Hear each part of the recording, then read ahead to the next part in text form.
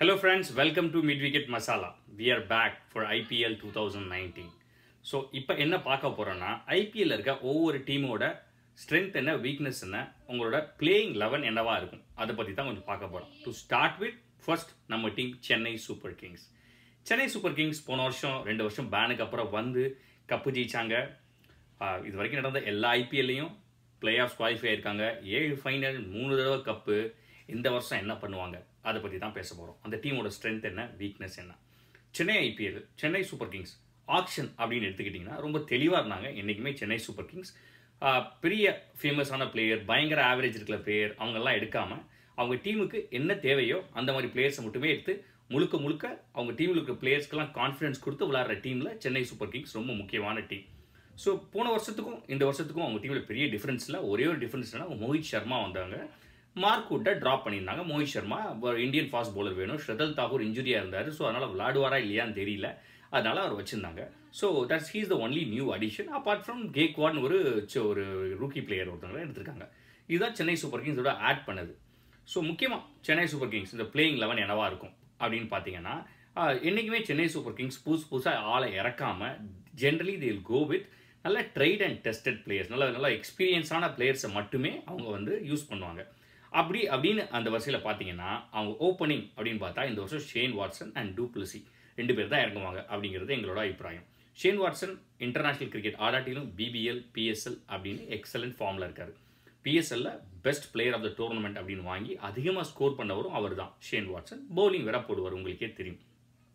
Faf du Plessis South African captain, நல்ல ஃபார்மில் இருக்காரு. ஸ்ரீலங்காவில் நடந்த சீரியஸில் had a very good run. So அவரும் நல்ல ஃபார்மில் இருக்கார். மிடில் ஆர்டர் அப்படின்னு பார்த்தீங்கன்னா very strong middle order for CSK, all Indian players. Suresh Raina, Ambati Rayudu, Kedar Jadhav, Dhoni இந்த ஆர்டரில் தான் வருவாங்க. All 4 are very strong. Ambati Rayudu போன வருஷம் எப்படி விளாண்டாருன்னு தெரியும். ராய்னா போன வருஷம் அந்த அளவுக்கு பெருசாக விளையாடிட்டும் ஒரு ஃபுல் பொட்டன்ஷியல் விளையாடிட்டும் definitely IPL is a highly valued player in IPL. Kedar Jadhav is of late in very good form. Dhoni is also in very good form. So இதுதான் இந்தியாவோட strong middle order. Followed by all rounders Dwayne Bravo and Ravinder Jadeja. எனக்கு தெரிஞ்சு பிராவோக்கு தான் போவாங்க. Bravo of லேட்டாக பெரிய ஃபார்மில் இல்லை. பிபிஎல்லையும் சரி பிஎஸ்எல்லையும் சரி ஒரு பெருசாக பவுலிங் போடல. So but Dhoni will go with experience. So Dwayne Bravo ஆடுவார்.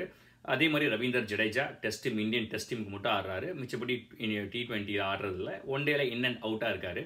ஸோ டெஃபினட்டாக ஜடேஜா ஐபிஎல்ல ஒரு முக்கியமான பிளேயர், அவரும் ஆடுவார். அதுக்கப்புறம் பார்த்தீங்கன்னா பவுலர்ஸ் வந்துடுவாங்க. டெஃபினட்டாக லுங்கி நிகிடி ஆடுவார்.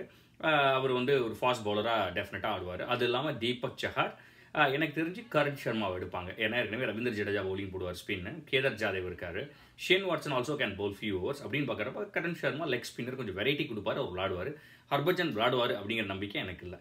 இன்கேஸ் இதுதான் ஸ்டார்டிங் 11 இருக்கும். எங்கள் அபிப்பிராயம் அதுதான். இன்கேஸ் இவங்க ஏதாவது அவுட் ஆஃப் ஃபார்ம் ஏதாவது போனாங்கன்னா probably Dwayne Bravo David Willey replace பண்ணலாம். அதே மாதிரி ஜடேஜா சரியாக போடலன்னா probably one of the opening batsman ஃபாஃபோ ஷேன் வாட்சனை ட்ராப் பண்ணிட்டு மிச்சல் சாண்டன் வரலாம். Mitchell Santner is a very useful bowler and a very good lower order batsman.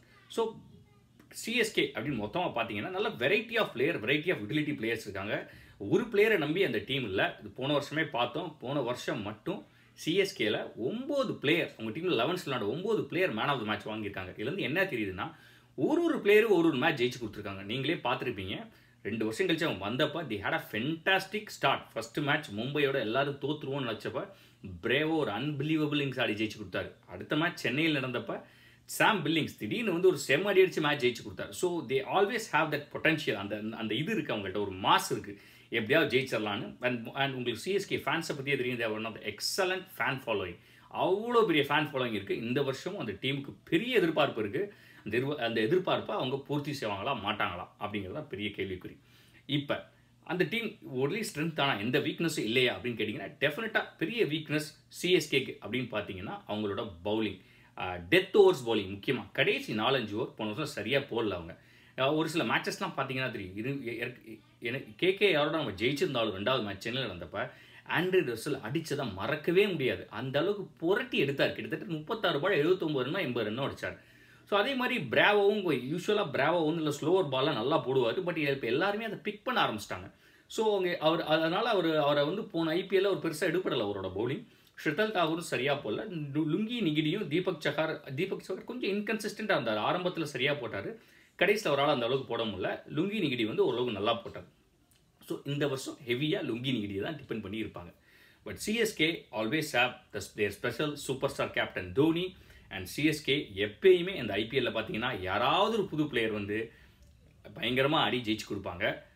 அது வருஷம் நடந்திருக்கு. அவங்க ஜெயிச்சப்பெல்லாம் போன வருஷமே பார்த்தீங்கன்னா திடீர்னு Ambati Rayudu, Shane Watson and Deepak Chahar வந்து நிறைய மேட்ச் ஜெயிச்சு கொடுத்தாங்க. ஸோ இந்த வருஷம் யாரா இருப்பா? துருவ் ஷோரே ஆடுவாரா? ஒரு வேளை ஆடி ஜெயிச்சு கொடுப்பா. இது இல்லாமல் நிறைய பேர் டீமில் இருக்காங்க. விஜய், துருவ் ஷோரே, அவங்களுக்குலாம் வாய்ப்பு கிடைக்குமா அப்படின்னு எனக்கு தெரியல. ஏன்னா always as I said, Dhoni and CSK will go with tried and tested 11. Definitely CSK has all the potential to again be a champion team in IPL. டெஃபினட்டாக இந்த வருஷமும் உங்களுக்கு நிறைய வாய்ப்புகள் இருக்குது.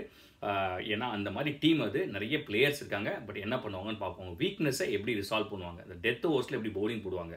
அதே மாதிரி எல்லாத்துக்கும் ஒரு 34-35 வயசு ஆயிடுச்சு கிட்டத்தட்ட நிறைய பேருக்கு டீமில். அது எப்படி அவங்க மேனேஜ் பண்ண போகிறாங்க ஃபீல்டிங்கை அப்படிங்கிறது ஒரு இன்ட்ரெஸ்டிங்கான பார்ட்.